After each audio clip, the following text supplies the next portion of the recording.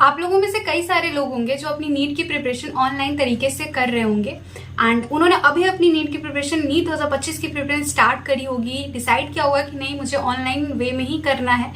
लेकिन कहीं ना कहीं कंफ्यूजन भी आ रहा होगा कि लाइक कैसे होगा, बैच कौन सा ले, कब तक हमारा सिलेबस कंप्लीट हो जाएगा, हमें वीडियो लेक्चर्स कैसे देखने हैं, अपने नोट्स कैसे बनाने हैं, रिवीजन कैसे प्लान करना है, सिलेबस कब तक कंप्लीट हो जाना चाहिए हमारा। इसके अलावा टेस्ट सीरीज के ऊपर भी काफ़ी सारे डाउट्स आते हैं। ये सारी चीज़ें मैं इसलिए समझ पा रही हूँ क्योंकि मैंने खुद भी ऑनलाइन प्रिपरेशन करी थी अपनी नीट की एंड नीट 2022 के अंदर मेरा 620 मार्क्स आया सिर्फ और सिर्फ ऑनलाइन तरीके से ही मैंने प्रिपेयर किया था एंड सिर्फ ऑनलाइन प्रिपरेशन से ही मैंने अपना सिलेक्शन लिया है नीट के अंदर।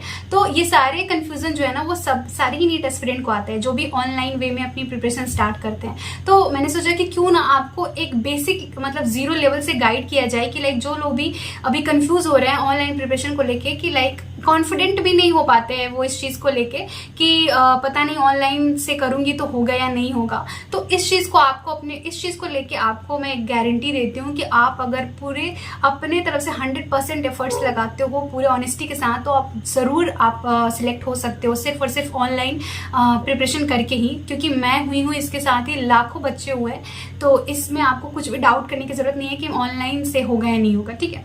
अब जो भी आपके डाउट्स हैं कि लाइक बैचेस कौन से लेने चाहिए, वीडियो लेक्चर्स को कैसे करना है, नोट्स कैसे लिखना है कि सिर्फ पीडीएफ से हो जाएगा, बेस्ट आपके लिए स्टडी सोर्सेज क्या हो सकते हैं, वो सारी चीज़ें मैं आपको यहाँ पे बताने वाली हूँ। परफेक्ट टाइम टेबल क्या होगा। तो आपके जितने भी डाउट्स हैं ना, जो लोग भी बेसिक से जानना चाहते हैं हर चीज़, तो उनके लिए वीडियो है, तो आपके सारे डाउट्स उनके क्लियर हो जाएंगे। तो वीडियो एंड तक देखिए। तो अब हम स्टार्ट करते हैं। देखो, बेस्ट बैच की बात कर ले तो मैंने तो ऑनलाइन प्रिपरेशन करी थी पीडब्ल्यू के यकीन बैच से एंड आई थिंक कि this is the best batch for all the dropper student, क्योंकि इतने अच्छे तरीके से इसमें गाइड किया जाता है ना कि मैं क्या बताऊँ, हर एक चीज़ टॉप नॉच है यहाँ की। तो जो लोग भी अभी से स्टार्ट करना चाहते हैं वो यकीन 3.0 जो कि नीट 2025 के लिए बैच है उसमें जाके इनरोलमेंट ले सकते हैं एंड इसी के साथ आपको यकीन 1.0 एंड 2.0 का भी फ्री एक्सेस मिल जाएगा।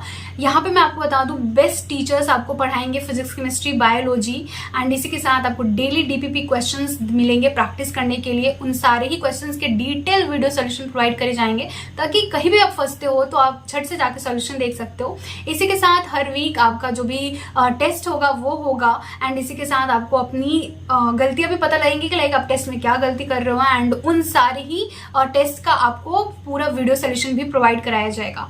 तो ये बैच जो है बेस्ट है क्योंकि मैंने खुद भी इससे प्रिपरेशन करी है यकीन बैच से एंड आई थिंक कि लाखों बच्चों का सिलेक्शन यकीन बैच से होता है हर साल। तो आप इस पे आंख बंद करके भरोसा कर सकते हो एंड यहाँ से अपनी नीट की प्रिपरेशन स्टार्ट कर सकते हो। तो अगर आप चाहते होंगे यहाँ पे सब्सक्रिप्शन लेना तो मेरा कूपन कोड जरूर यूज कर लेना MS150 ताकि आपको एडिशनल डिस्काउंट मिल जाए इस बैच को खरीदने के साथ। और जो लोग भी अभी क्लास 11th या क्लास 12th वाले बच्चे हैं उनके लिए भी अर्जुना और लक्ष्य बैच आ चुका है, तो वहाँ पे भी आप जाके एक बार देख लेना एंड अगर आप वहाँ एनरोलमेंट लेना चाहते होंगे तो उसमें भी आप ले सकते हो। सेम कूपन कोड आपको यूज करना है बैच लेने के टाइम पे, ठीक है। तो यहाँ ये तो हो गई कि आपका बैच आपको कौन सा लेना है, तो आप यकीन बैच के साथ जाओ और यहाँ पे आपको डेली जो लेक्चर्स मिलेंगे, ठीक है, आपको डेली वीडियो लेक्चर्स मिलेगा, लाइव क्लासेस भी होते हैं एंड रिकॉर्डेड भी आपको मिल जाएगा। तो इन माय सजेशन आपको लाइव नहीं देखना है। देखो, लाइव उन बच्चों के लिए है ना जो मतलब मेरे को लगता है कि जिनके पास सफिशिएंट टाइम है, लाइक जो 10th से 11th में गए हैं एंड अभी 11th में अपनी नीट की प्रिपरेशन स्टार्ट करेंगे,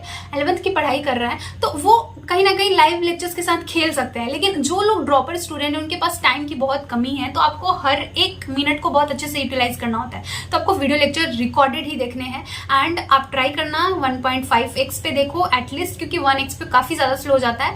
ये आपके ये पे है कि आप कैसा चाहते हो, आप को जो विश हो, आप चाहते हो कि स्लो पे देखना आप स्लो पे देखो, कोई दिक्कत नहीं है। अब हम बात करते हैं कि नोट्स हमें क्या करना चाहिए। देखो, आपके पास टाइम है अभी कि आप नोट्स लिख के भी अपने सारे चैप्टर को कंप्लीट कर सकते हो। लेकिन जो लोग चाहते हैं कि नहीं मेरे से नोट्स लिख के बहुत टाइम लग जाता है, क्योंकि बहुत सारे से बच्चे के कंप्लेन आते हैं मेरे पास कि दीदी बहुत ज्यादा टाइम लगता है कि लाइक 2 घंटे का वीडियो लेक्चर है जिसको अगर नोट्स के साथ लिखते लिखते हमारा 5 घंटा चला जाता है। तो एक चीज आप कर सकते हो, आपको उन सारे ही वीडियो लेक्चर्स के नोट्स भी प्रोवाइड करे जाते हैं पीडीएफ फॉर्मेट में। तो आप जाओ उन पीडीएफ का अगर आप अफोर्ड कर सकते हो तो नोट्स का प्रिंट आउट निकलवा लो, लेकिन प्रिंट आउट लेके ही आपको पढ़ने बैठना है। अगर आप नहीं लिखना चाहते हो तो जिन बच्चों का लिख के हो जाता है, कई बच्चे फास्ट लिखते हैं, मैं लिख लेती थी, मेरे को ऐसा कोई दिक्कत नहीं था, मैंने सारे ही नोट्स लिख के बनाए थे, मेरे पास कोई पीडीएफ नोट्स नहीं था।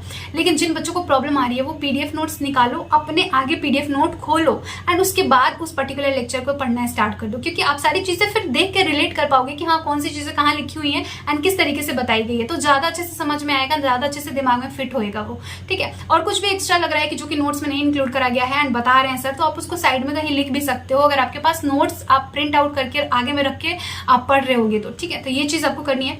अब हम रिवीजन पे भी साथ ही में इसलिए बात कर रहे हैं कि देखो होता क्या है, बहुत सारे बच्चे प्रिपरेशन स्टार्ट करते हैं, बहुत सारे बच्चे इस रेस में लगते हैं, खड़े होते हैं। ठीक है, लेकिन आगे वही निकल पाता है जो अपनी रिवीजन की गाड़ी को कंसिस्टेंटली आगे बढ़ाते रहता है।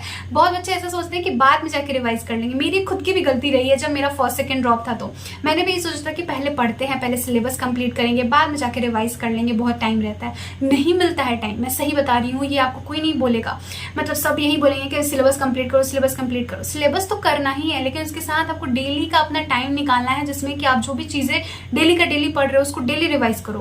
पूरे वीक के लिए आपने क्या पढ़ा, उस पूरे वीक का रिवाइज करने के लिए आपको संडे को टाइम निकालना है। पूरे मंथ में आपने क्या पढ़ा उसका टाइम आपको 30 तारीख को निकालना है कि आपने पूरे मंथ में क्या पढ़ा है। तो इस तरीके से आप सारी चीजें पढ़ भी रहे हो एंड उसको समराइज करके अच्छे से रिवाइज भी कर रहे हो, तो आपका अभी से ही रिवीजन वाला प्रोसेस भी स्टार्ट हो गया है। तो बाद में जाके वो आप पे लोड नहीं आएगा रिवाइज करने का, आपको सारी चीजें पहले से रिवाइज होती चल रही हैं। ठीक है, तो बाद में कहीं ना कहीं वो आपके दिमाग में रहेगा। जितनी ज्यादा चीजें हम रिवाइज करते हैं ना, सबकॉन्शियसली वो आपके माइंड में फिट होते चला जाता है। ठीक है, तो ट्राई करो कि डेली अपने टाइम टेबल का ऐसा स्लॉट बनाओ जिसमें कि रिवीजन का एक स्लॉट होना ही चाहिए। ठीक है, तो ये चीज आपको करनी है। ठीक है, अब हम बात करते हैं टेस्ट सीरीज। देखो आपका जो यकीन बैच है, यहाँ पे आपको टेस्ट मिलता है, मतलब ऑलरेडी आपको टेस्ट सीरीज बैच के साथ ही मिल जाएगा।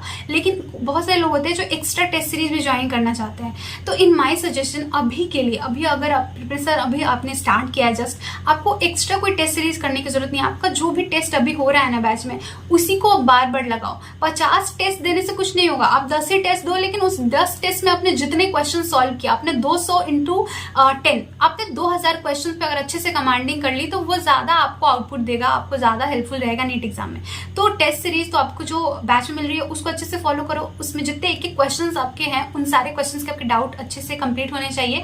टेस्ट दो, अच्छे से उसको एनालाइज करो। मिस्टेक नोटबुक आपको जरूर बना लेना है। ठीक है, मिस्टेक नोटबुक आप ट्राई करो कि आप अपने फर्स्ट टेस्ट से ही आप अपने मिस्टेक नोटबुक को मेंटेन कर रहे हो कि क्या गलतियां हो रही हैं, उन सबको इसमें लिखना है। अब हम बात करते हैं सिलेबस कंप्लीशन पे। देखो बहुत सारे बच्चे अभी से मुझसे पूछ रहे हैं कि दीदी हमारा सिलेबस कब तक कंप्लीट हो जाना चाहिए। तुम्हारा सिलेबस मेरे अकॉर्डिंग मतलब ज्यादा से ज्यादा आपका मार्च तक खत्म हो जाना चाहिए, क्योंकि 1 महीना तो आपके पास सिलेबस को रिवाइज करने के लिए होना ही चाहिए। अगर आपको लगता है कि आपके बैच वाले लेट कर रहे हैं, जो कि करते ही हैं, तो आपको यूट्यूब वीडियोस की भी अपॉर्चुनिटी है, क्योंकि यूट्यूब पे भी इतने सारे वीडियोस डाले हुए हैं एंड सारे चैप्टर का मतलब बहुत अच्छी क्वालिटी है उनकी क्वालिटी बहुत सही। आप वहां से भी पढ़ सकते हो और अपने सिलेबस को जल्दी कंप्लीट करने की कोशिश कर सकते हो, इन माई सजेशन। क्योंकि मैं इसमें बिलीव करती हूँ कि जितना जल्दी सिलेबस कंप्लीट होगा आपके पास रिविजन के लिए उतना ज्यादा टाइम है, टेस्ट के लिए और ज्यादा टाइम मिल जाएगा। तो ऐसा भी नहीं करना है कि आप क्वालिटी को कॉम्प्रोमाइज करते हुए क्वांटिटी के चक्कर में जल्दी जल्दी कंप्लीट करो, ऐसा भी नहीं करना है। क्वालिटी को भी ध्यान में रखना, हर एक चीज को अच्छे से समझते हुए चलना है, क्योंकि अगर आप अभी लापरवाही करते हो, आप चीजों को अच्छे से नहीं समझते हो एंड आपको ऐसा लगता है कि अरे हो रहा है सब चीज करते हुए हम जल्दी जल्दी निकल जाएंगे, तो आपको बाद में जाके वही आपको परेशानी करेगा, क्योंकि बाद में क्वेश्चंस नहीं लगेंगे, फिर आपको कॉन्सेप्ट समझ में नहीं आ रहे होंगे कि यार ये समझा कैसे था, ये हुआ कैसे था। तो जितना हो सके अभी आप क्वालिटी पे ध्यान दो कि आप हर एक चीज को बहुत ही अच्छे से समझ रहे हो। ठीक है, उतना ही ज्यादा अच्छा होगा एंड आपके ड्रॉप भी नहीं लगेंगे। उन्हीं बच्चों के ज्यादा ड्रॉप लगते हैं मतलब जिन्होंने कहीं ना कहीं अपने क्वालिटी में कॉम्प्रोमाइज की होती है, क्योंकि ये चीज मैंने फील करी है, क्योंकि मैंने खुद किया हुआ है। ठीक है, तो ये मैं आपको इसलिए बता रही हूँ ताकि आपके ड्रॉप ना लगे एंड आपका ये वाला ड्रॉप लास्ट ड्रॉप हो एंड आपका सिलेक्शन हो जाए। अब हम बेस्ट स्टडी रिसोर्सेज की बात करें तो देखो पीडब्ल्यू के भी मॉड्यूल खुद के बैचेस के आते हैं, आप उनको भी ले सकते हो, वहां से भी क्वेश्चन प्रैक्टिस कर सकते हो। डीपीपी क्वेश्चंस मिल जाते हैं। ठीक है, डीपीपी क्वेश्चंस हो गए, या फिर आप मॉड्यूल ले लो अगर आप लेना चाहते हो जो भी पर्टिकुलर आपका बैच है उसका। एंड इसके अलावा आपके पास PYQ बुक होनी ही चाहिए। ये 3 चीज तो मैंडेटरी है जो कि आपके पास होना चाहिए, जहां से आप ढेर सारा क्वेश्चन प्रैक्टिस कर सकते हो। इसके अलावा जो आपका टेस्ट है, टेस्ट में भी आपको बहुत सारे क्वेश्चंस मिलते हैं, तो उन टेस्ट को आपको प्रिंट आउट निकाल के ही देना है। आपको ऑफलाइन टेस्ट अटेंड करना है और ऑनलाइन नहीं करना है। तो ऑनलाइन में अगर आप करोगे फिर वही होता है, ऑनलाइन में हमारी प्रैक्टिस उतनी अच्छे से नहीं हो पाती है, एक्चुअल एग्जाम हमारा ऑफलाइन होता है, ठीक है। तो आप ट्राई करो कि आप सारे ही जो भी टेस्ट पेपर है उनको प्रिंट आउट निकाल के आप उनका एग्जाम दो, ठीक है। तो इस तरीके से आपको इतनी ही रिसोर्सेज की जरूरत है। एंड इसके अलावा आपके पास NCERT बुक होनी चाहिए, फिजिक्स केमिस्ट्री बायोलॉजी तीनों में ही होनी चाहिए। अब आप लोग बोलोगे कि दीदी फिजिक्स में तो कोई जरूरत नहीं पड़ती है, फिजिक्स में भी जरूरत है यार। इस साल कितने सारे क्वेश्चंस है जो कि उसके एग्जाम्पल वाले जो सेक्शंस होते हैं ना, अंदर जो क्वेश्चंस आते हैं टेक्स्ट वाले, वहां से पूछे गए हैं। तो बहुत ज्यादा इंपॉर्टेंट है कि आप अंदर वाले क्वेश्चंस तो एटलीस्ट जरूर करो। फिजिक्स के अंदर मैंने किया था अपने टाइम पे बहुत सारे चैप्टर्स के, तो मैं भी आपको सजेस्ट कर रही हूँ। एंड इस बार के नीट के पेपर को देखते हुए भी मैं आपको सजेस्ट कर रही हूँ कि आपको वो करना ही है, ठीक है। और केमिस्ट्री में तो आपको बैक एक्सरसाइज के भी कर लेने हैं, काफी सही रहता है एंड बहुत बार रिपीट होने के चांसेस रहते हैं। तो NCERT बुक आप जरूर लेना फिजिक्स केमिस्ट्री बायोलॉजी में। बायोलॉजी में तो आपको हर एक चैप्टर को बहुत अच्छे से पढ़ना है, तो बायोलॉजी की तो होनी ही चाहिए। अब हम मेन चीज बात करते हैं कि how to be productive and dedicated throughout the preparation. कैसे हम रह पाएंगे? देखो, प्रोडक्टिव और आपका जो डेडिकेशन लेवल है ना, वो इसी बात पर डिपेंड करता है कि आपके पास कितना स्ट्रॉन्ग रीजन है नीट क्रैक करने का। अगर आपके पास स्ट्रॉन्ग रीजन नहीं है कि क्यों आप नीट क्रैक करना चाहते हो, क्यों आप इस काम को करना चाहते हो, क्यों आपको डॉक्टर बनना है, देन कितना भी कुछ कर लो, आप उस लेवल तक का प्रोडक्टिव आप अपने डे को नहीं बना पाओगे। एंड शायद आपका डेडिकेशन लेवल उस लेवल तक का नहीं हो पाएगा कि आप थ्रू आउट द ईयर अपने आप को बहुत अच्छे से मेंटेन कर पाओ। तो एक स्ट्रॉन्ग रीजन होना बहुत ज्यादा इंपॉर्टेंट है कि आप क्यों बनना चाहते हो डॉक्टर, क्यों आप अपनी तरफ से इतनी मेहनत लगा रहे हो। क्योंकि किसी भी चीज, किसी भी काम को करने के पीछे ना कोई रीजन जरूर होता है। आज आपके पापा मम्मी इतने सारे पैसे कमाना चाह रहे हैं, क्यों कमाना चाह रहे हैं? ताकि वो आपकी लाइफ को अच्छा बना पाए, आपके लिए हर एक चीज अफोर्ड कर पाए। क्यों इतनी मेहनत कर रहे हैं वो अपने लाइफ में? ताकि वो सब चीज आपके लिए मुहैया करा पाए। तो उसी तरीके से मतलब हर एक चीज के करने के पीछे जो जितना स्ट्रॉन्ग रीजन रहता है ना, हम उस काम को, हम उस चीज को उतना ही मन से करते हैं, उतना ही ज्यादा डेडिकेटेड वे में करते हैं, ठीक है। तो ये चीज आपको ध्यान में रखनी है कि एक रीजन नहीं है, प्लीज उस रीजन को फाइंड आउट करिए। एंड आप जहां भी पढ़ते हो ना, उसके वहाँ उस सामने वाले वॉल पे मतलब आप पेस्ट कर दीजिए, सो दैट क्या कि हमेशा उस पर नजर बनती रहेगी एंड आप समझ पाओगे कि लाइक आप क्यों इतना मेहनत कर रहे हो एंड क्यों आपको और ज्यादा मेहनत करने की जरूरत है। अगर आप कहीं ना कहीं आपको लगे कि कहीं मैं आलसी हो रही हूँ या फिर कहीं मैं अपनी तरफ से काम चोरी कर रही हूँ, तो आप उस एक रीजन को देखोगे तो आपको खुद समझ में आएगा कि नहीं, मुझे ये चीज नहीं करनी। तो आप ट्राई करो अपनी तरफ से कि आप डेडिकेटेड रहो थ्रू आउट द ईयर, ताकि मतलब आपका ड्रॉप ना लगे ज़्यादा, आप जल्दी से जल्दी इस नीट एग्जाम को क्रैक करके MBBS कॉलेज में आ पाओ। और प्रोडक्टिव रहने के लिए ना मतलब आपको ज़्यादा कुछ नहीं करना होता है। अगर आपके दिमाग में सब वो सवार हो जाता है कि नहीं इस चीज़ को करना ही है, इस चीज़ को कैसे भी पाना ही है, तो आप खुद से भी खुद पे खुद प्रोडक्टिव होने लग जाते हो, ठीक है। तो एक स्ट्रॉन्ग रीज़न ज़रूर बना लेना एंड उसी के साथ आप लगे रहना एंड आई एम श्योर कि आप कर पाओगे। बहुत सारे लोग करते हैं, शुरू में सबको लगता है कि बहुत ज़्यादा मुश्किल है कि लाइक इतने सारे बच्चे बैठ रहे हैं, इतना ज्यादा कंपटीशन है, कैसे होगा। देखो, बच्चे बहुत ज्यादा बैठते हैं लेकिन निकलता उन्हीं का है जो अपने तरफ से बहुत ही ज्यादा मेहनत करते हैं, ऑनेस्ट तरीके से लगे हुए होते हैं, उन्हीं का सिलेक्शन होता है। एंड बहुत ही कम ऐसे बच्चे हैं जो through out the year preparation अच्छे से कर रहे हो, ऑनेस्टी के साथ कर रहे हो। क्योंकि कई सारे बच्चे हैं जो अपने पेरेंट्स को धोखा दे रहे हैं, काम चोरी कर रहे हैं, तो उनका कभी भी सिलेक्शन नहीं होगा। तो अपने तरफ से ऑनेस्ट रहो, डेडिकेटेड रहो एंड ट्राई करो कि हर एक दिन को प्रोडक्टिव बनाओ, डेली का टू डू लिस्ट बनाओ एंड उस टू डू लिस्ट के अकॉर्डिंग अपनी प्रिपरेशन करते रहो, ठीक है। डिस्ट्रैक्शंस को जितना ज्यादा तुम अवॉइड करोगे ना, जितना ज्यादा हटाओगे अपने लाइफ से, उतना ही ज्यादा तुम प्रोडक्टिव हो पाओगे।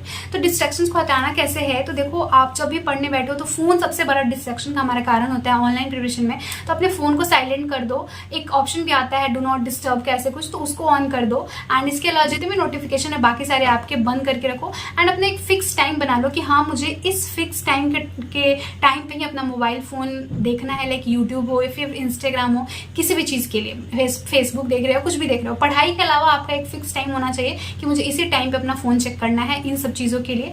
क्योंकि काफी सारे बच्चों का अभी टाइम सिर्फ और सिर्फ इंस्टाग्राम स्क्रॉल करने में एंड यूट्यूब स्क्रॉल करने में चला जा रहा है। तो इन सब चीजों का कोई फायदा नहीं होने वाला। अभी आपको नहीं लगेगा, कुछ फील नहीं हुआ कि लाइक कितना टाइम वेस्ट हुआ। जब आपका एक्चुअल में आपका जब रिजल्ट आएगा ना, जिस दिन आप नीट एग्जाम देने जाओगे, तो आपको फील होगा कि आपने कुछ नहीं पढ़ा through out the year and आपने सिर्फ इन सब चीजों में टाइम वेस्ट किया है। तो अभी से इस चीज को आप रियलाइज करो कि ये चीजें बाद में भी रहेंगी जब आपका सिलेक्शन हो जाएगा। अभी सबसे ज्यादा इंपॉर्टेंट क्या है, तो ट्राई करो प्रायोरिटाइज करना, ठीक है। आप जितना ज्यादा अपने गोल को प्रायोरिटाइज करोगे, जितना ज़्यादा उसको प्रायोरिटी पे रखोगे आप अपने फ्यूचर में उतना ही आगे निकलने वाले हो, एंड उतना ही जल्दी अपने गोल को भी आप अचीव करोगे। तो आपको अपने तरफ से पूरा 100% देना है। एंड कैसे करना है मैंने आपको बता दिया, ऑनलाइन आपको प्रिपरेशन कैसे स्टार्ट कैसे करनी है एंड कैसे चलना है। आगे मैं आपको फिजिक्स केमिस्ट्री बायोलॉजी के ऊपर भी गाइड करने वाली हूँ कि लाइक फिजिक्स केमिस्ट्री बायोलॉजी में आपको कैसे हर चीज़ें करनी है, एंड एक डिटेल वीडियो आने वाली है इस पर भी, तो वो वीडियो भी जल्दी आ जाएगी। एंड अभी जो मैंने आपको बताया उसको ध्यान में रखते हुए अपनी प्रिपरेशन स्टार्ट कर दीजिए। एंड और कोई भी डाउट लगे तो नीचे कमेंट सेक्शन में जरूर पूछ लीजिएगा। तो चलो इस वीडियो के लिए इतना ही, एंड वीडियो अच्छा लगे तो प्लीज चैनल को सब्सक्राइब कर लेना एंड वीडियो को लाइक कर लेना। मिलते हैं नेक्स्ट वीडियो में। Thank you so much.